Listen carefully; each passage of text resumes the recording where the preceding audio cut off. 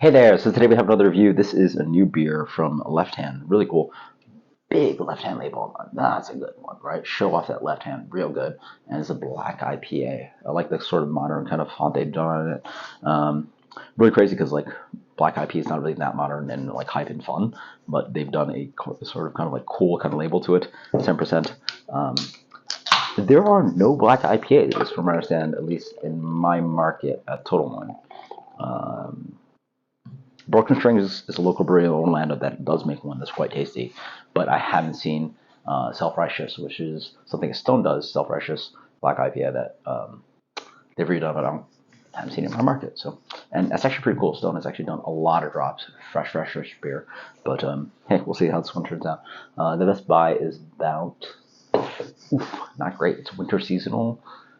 I don't think I picked this one up that fresh. I'm surprised I didn't find it. I just saw it actually, honestly, and this is about 2 months away from its best buy, so not ideal. But let's see how this one turns out. Beer is definitely like a medium to deep brown color, not completely black. Ideal. Shouldn't be a black beer like stout, but smells a little bit of rose, a little bit of hoppiness. Not great hoppiness to it. I found it on the warm shelf. A little bit tired on that. Light. Again, not acrid, not stout, but just a little bit roasted, like a little bit like porter, or like maybe lighter than porter for sure, maybe like dunkel, something like that. Cheers.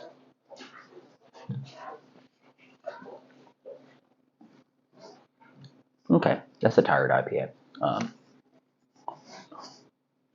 Pretty good. Restraint on bitterness. Wow, they really did go hard on this guy. I get a little bit of paper bag, like brown paper bag thing, lingering. Malt is pushed back a bit, so it really is nice in the sense that excuse me, ooh, a little chilly.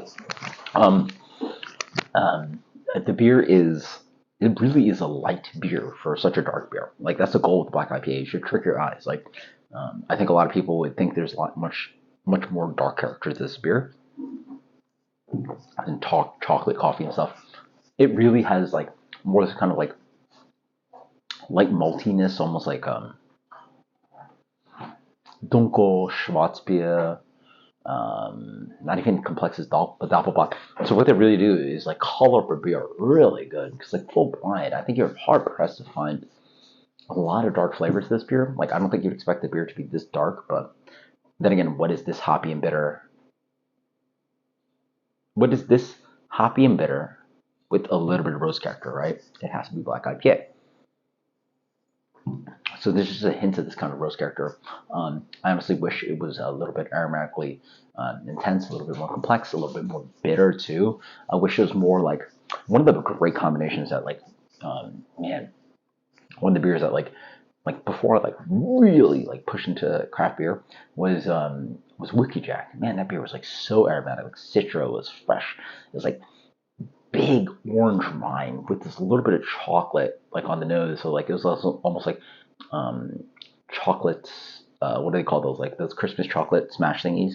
And then like you get the big bitterness and pine. So it's like chocolate and pine, which is a fun combination with a really rich kind of citra orange thing, right? Like complexity can be played, and the flavors that sort of don't make sense can sort of make sense when you throw a little bit of like roasty chocolate with hops.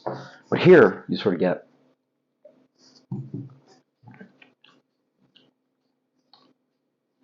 a little bit ashy, lightly malty, like lightly roasty, with like this kind of lingering kind of like marijuana thing, slightly earthy, but nothing fruity at all, nothing fun about it.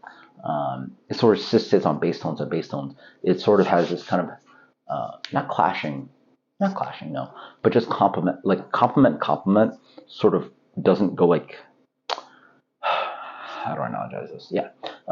Complement and complement sort of go like this, and that's not much, right? It's not much. Whereas if you do contrasting flavors, and that's sort of one of the tricks with advanced testosterone and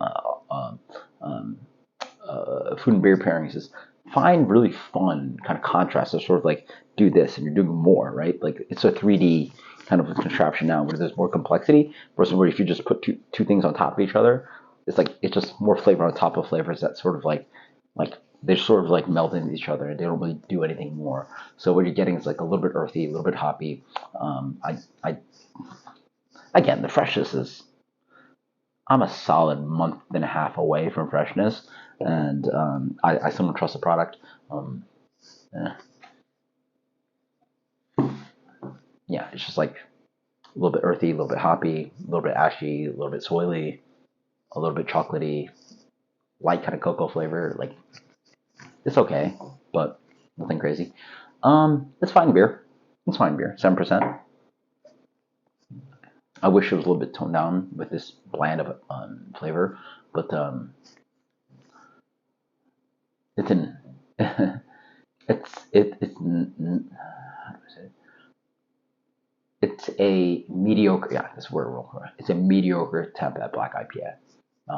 If you're trying to reinvigorate the style, you're doing this style a shame because this is a style I wish was just a little bit more available because it's fun. Granted, a lot of people don't buy it, but I just wish a little bit more of it was available. Maybe like just one time, crush it. Like do this seasonal, crush it once a year, and then move it on. And that's it for one season.